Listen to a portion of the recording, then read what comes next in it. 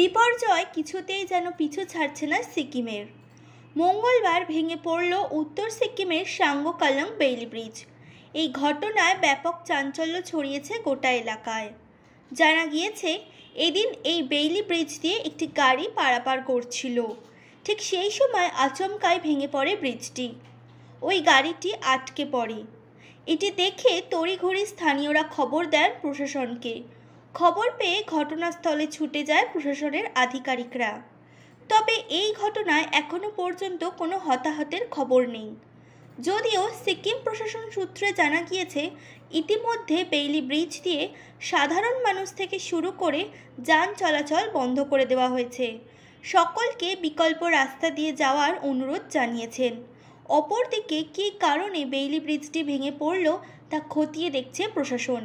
নিজস্ব সংবাদদাতা সংবাদ শিরোনাম।